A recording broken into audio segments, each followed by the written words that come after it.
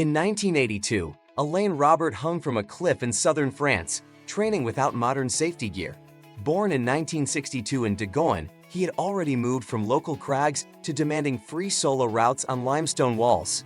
Years later, he would climb the Eiffel Tower on New Year's Eve 1996. In 2011, he scaled the Burj Khalifa in Dubai under strict safety rules. He kept climbing higher, and in 2022, he free soloed a 48-story Paris tower at age 60, still climbing without a rope. Let's follow how his climbing, injuries, and protest climbs turned one man into a visible symbol on city skylines.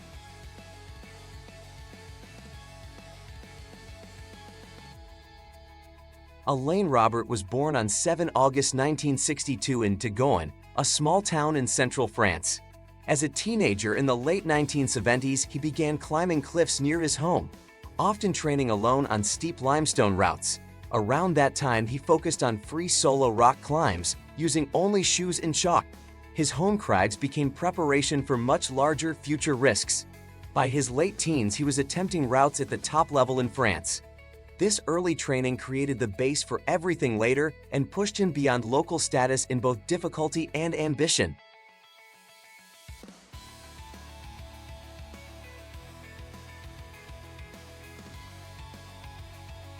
On 18 January 1982, near his home cliffs in France, Robert fell about 15 meters when an anchor and rope failed during training. The fall fractured his wrists, heels, and nose, and he needed 3 operations. Doctors repaired shattered bones and joint damage. Recovery from multiple fractures demanded months of limited movement. After rehabilitation, he regained enough strength and mobility to climb again.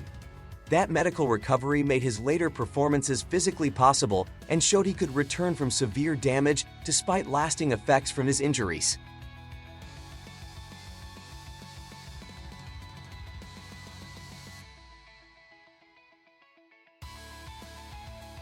By 1991, in Amblise, a limestone crag in France, Robert was soloing routes at the highest grades of that period.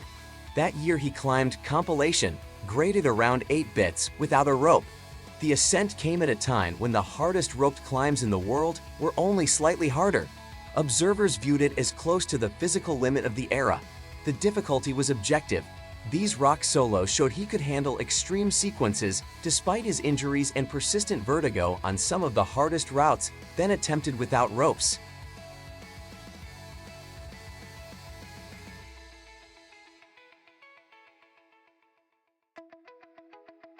Around 1995, he began transferring this rock experience to city buildings in Paris. That year he climbed Tour Montparnasse, a 209-meter office tower, using window frames and ledges instead of natural holds. The ascent was done without a rope or official permission, so any slip could be fatal. Police arrested him when he reached the top. From this point, climbs often ended in handcuffs. This marked his shift from remote cliffs to highly visible urban walls.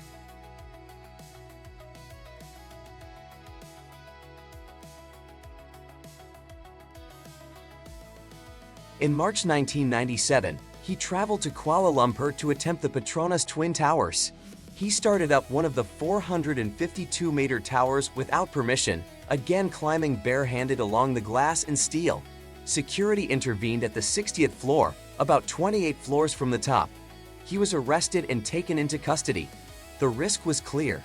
This aborted attempt showed how his climbs conflicted with building regulations and local law, even when they stopped short of the summit.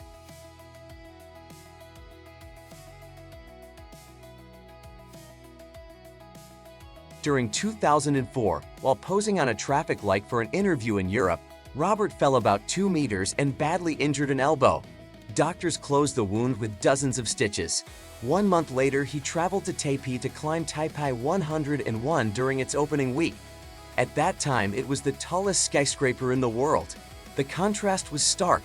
Moving from a street-level mishap to a record-height building underlined his persistence in public climbs despite recent injury.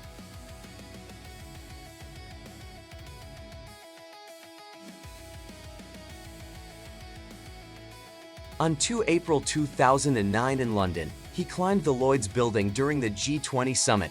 He ascended to around the 9th floor of the 95-meter structure and unfurled a long banner urging action on climate timelines. It was a coordinated protest. Police arrested him after the climb. The building's use as a conference backdrop gave his act extra attention.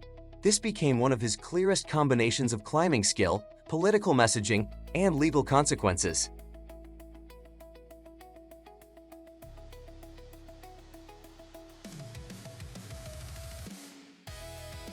That same year, on 1 September 2009 in Kuala Lumpur, he finally completed a full ascent of the Petronas Twin Towers. He began around 6 a.m., climbing without attracting early crowds, and reached the top in about 90 minutes. The climb was again done without ropes, high above the ground. Authorities later fined him for criminal trespass. Legal consequences followed. The success ended a 12-year gap between his first attempt and reaching the pinnacle of the towers.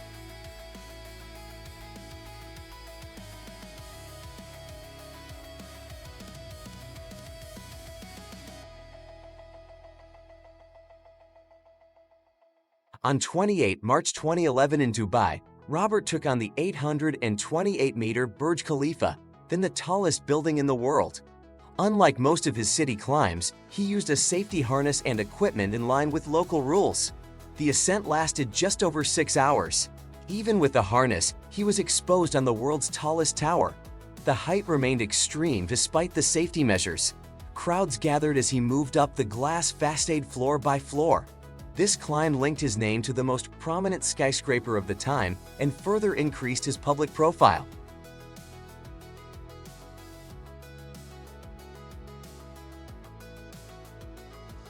In April 2012, he focused on speed at the Aspire Tower in Doha, Qatar. Robert climbed the 300-meter structure in 1 hour, 33 minutes, and 47 seconds, setting a Guinness World Record for the fastest climb of a building of that height. Timing was carefully measured. The climb combined endurance, route planning, and steady pacing on a uniform facade. It showed he was not only chasing height but also measurable performance benchmarks on large structures.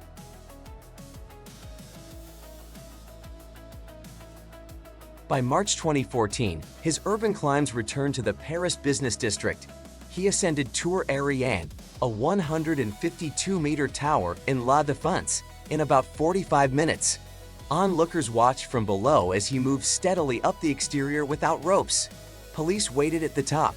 He was arrested and later released without charge. He again faced gravity on the facade and police at the top.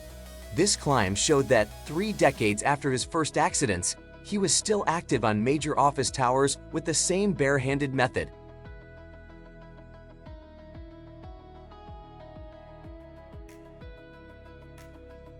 In April 2015, Robert used a Paris skyscraper climb to highlight the earthquake in Nepal. He free-soloed a 689-foot tower in the city, again without ropes, saying the act was in solidarity with victims of the disaster. The message was direct. Traffic slowed and people watched from the streets below. Media coverage connected his ascent to international relief efforts.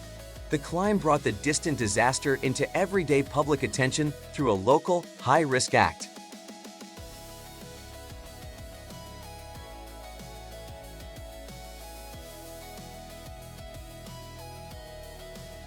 From 2018 to 2020, he carried out a series of major climbs in Asia and Europe.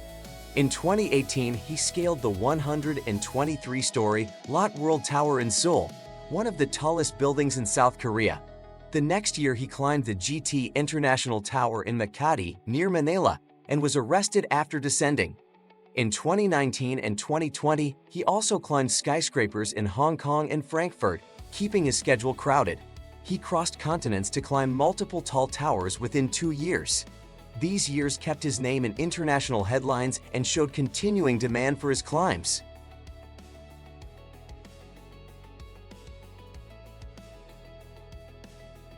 Protest became a central theme again from 2021 onward. In September 2021, he climbed a tower in La Défense to oppose a national health pass policy, and police arrested him at the top. In 2022, at age 60, he scaled the 187-meter Tour Total Energies in Paris to mark his birthday, still climbing without ropes. Age was a clear detail. In April 2023, he climbed another 38-story Paris skyscraper during pension law protests. In March 2024, he scaled the 47-story GT Tower in Manila to support the Philippines' maritime claims before being detained again.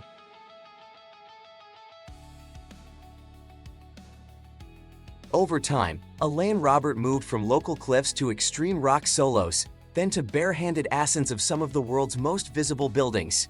His combination of technical skill, repeated recovery from injuries, and willingness to climb without ropes on occupied towers sets him apart in climbing and public protest. The physical constraints of his earlier accidents, along with the height and legal risk of his urban routes, made each ascent both a performance and a prominent public act on active city skylines.